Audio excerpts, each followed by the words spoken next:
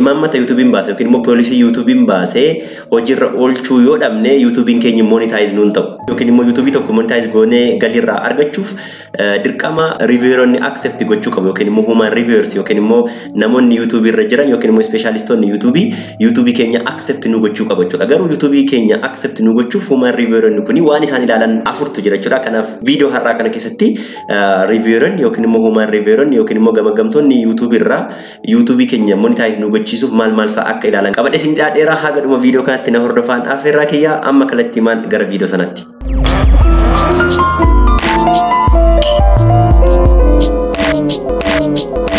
Jira jirtu kabajamtoonni maatiiwwan lammishootuu warra nan beekneef ani lammiidha lammishootuu birraati har'a video gamagamtoonni YouTube yookiin immoo revieweronni YouTube gaafa YouTube monetize gochisiisnu maal isaa akka ilaalan qabadhe isin dhiyaadheera. Kana jechuun expertonni yookiin immoo specialistonni gaafa nuti YouTube monetize gochisiisnu nu ilaalan yookiin immoo YouTube'n keenya poolisii YouTube'n baase eeguu dhabuusaa yookiin hordofuu dhabuusaa namoonni nu ilaalan yookiin immoo specialistonni check godhanii jiru. Kanaafuu specialistonni kun yookiin immoo revieweronni kun yookiin immoo gamagamtoonni kun maal akka ilaalan qabadhe isin dhiyaadheera. Na hordofaan afeerraa kiyya. Sana dura garuu YouTube'n keenya gamagamtootaan ilaalamuun dura yookiin immoo reviewerotaan ilaalamuun dura waan inni guutuu qabu waan muraasatu jira. Isaanis kanneen armaan gadiiti.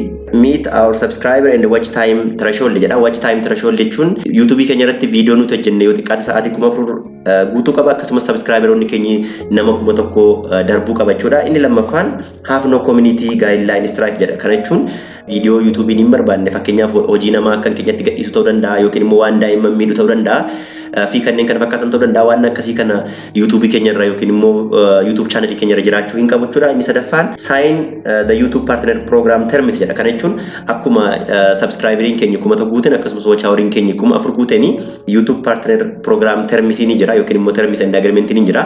Terms fi agreement kana agree gochuudha qabna jechuudha yookiin immoo fudhachuu qabna jechuudha. Erga sana fudhanne connect your AdSense account dha. Kana jechuun yoo Google AdSense account duraan qabaanne sana YouTube channel keenya faana connect gochuu qabna. Yoo immoo Google AdSense hin qabnu ta'e Google AdSense haaraa banneeti YouTube channel keenya faana connect goona jechuudha.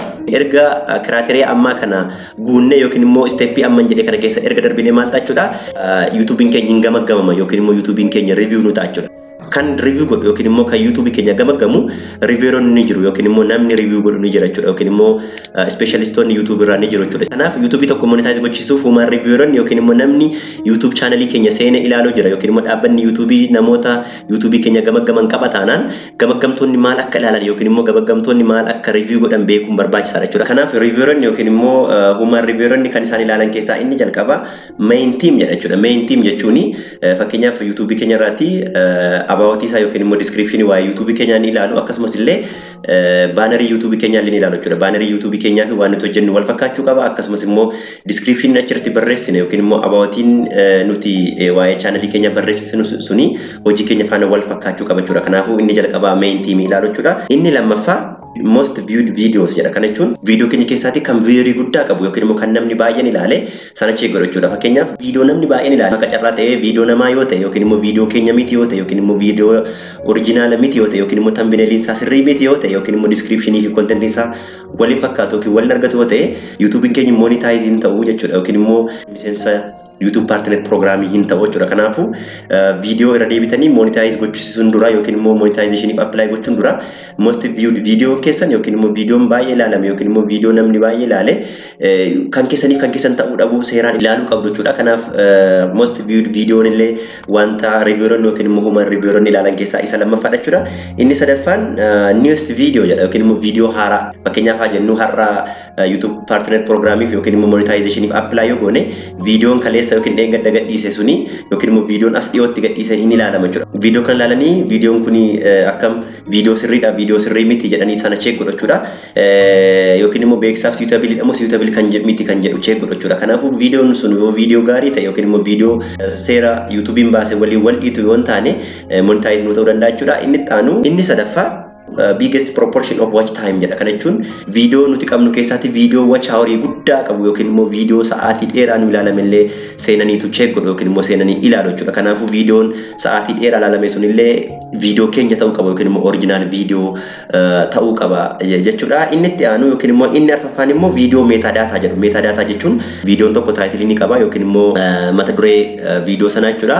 Akkasumas descriptionii ni qaba yookiin immoo jalatti waa'ee viidiyoo sanaa kan nuti barreessinu jechuudha. Akkasumas immoo thumbnail ni qaba. Akkasumas immoo taagii ni qaba jechuudha. Kanaafuu taagiin viidiyoo keenya irratti barreessinu viidiyoo keenya faana wal fakkaachuu qaba.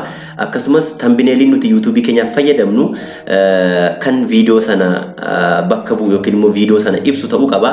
Akkasumas description nuti barreessinu contentii keenya faana wal fakkaachuu qaba.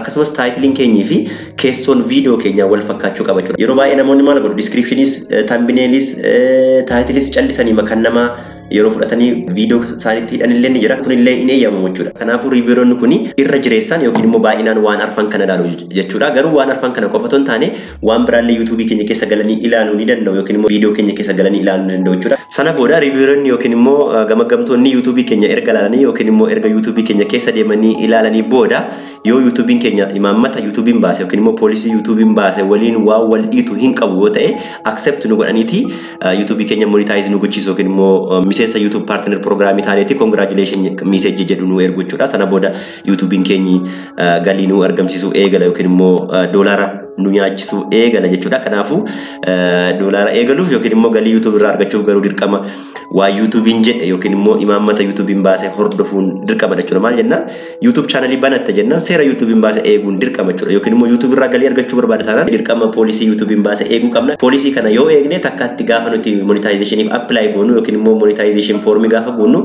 takkaatti nu fudhatu yookiin immoo takkaatti accept nu godhu jechuudha. Garuu yoo poolisii YouTube baase eeguu baanne maal nu godha jechuudha? YouTube reject nu godha yookiin immoo YouTube keenyi subscriber kuma tokkos argadhu watch hour kuma 440 yoo arganne maal godha jechuudha? Cancel nu godha yookiin immoo reject nu godha jechuudha. Kanaafuu akka inni dafee nu fudhatamuuf yookiin immoo akka inni dafee accept nu ta'uuf imaammata YouTube baase yookiin immoo YouTube poolisii seeraan eeguu qabna yookiin immoo hordofuu qabna jechuudha. Kanaaf haala kanaan yoo waa YouTube baase hordofne yookiin immoo waa YouTube jedhe yoo hojiirra oolchine monetization takkaatti nu ta'a yookiin immoo monetization keenya takkaatti accept nu ta'a jechuudha. Riiviiroonni kun review godhanii yookiin immoo waa'ee YouTube keenya ilaalanii deebii nu deebisuuf haga ji'a tokko turuu ni danda'a jedha. Kanaaf haga ji'a tokkotti eeguu qabna jechuudha. Ji'a tokkollee caaluu ni danda'a jechuudha. Kanaaf viidiyoon har'aa kana fakkaata. Akka viidiyoo har'aa kana jaallattan abdiin qaba. Yoo viidiyoo kana jaallattan like godhaa. Like gochuu qofa miti comment illee godhaa. Warri subscribing godhanillee subscribe akka gootan waa tokko isin hin miidhu waan ta'eef anaan garuu na fayyada waan ta'eef akka subscribe naa gootan jechuun barbaada. Akkasumas viidiyoo kana hiriyoota keessanii share akka gootan kabajaa isin gaafadha jechuudha. Waan na hordoftaniif guddaa galatoomaa jechuun barbaada. Horaa bulaa deemanaa hanga viidiyoo biraatiin wal arganutti nagaa naa tura yeroo gaarii qabadhaa.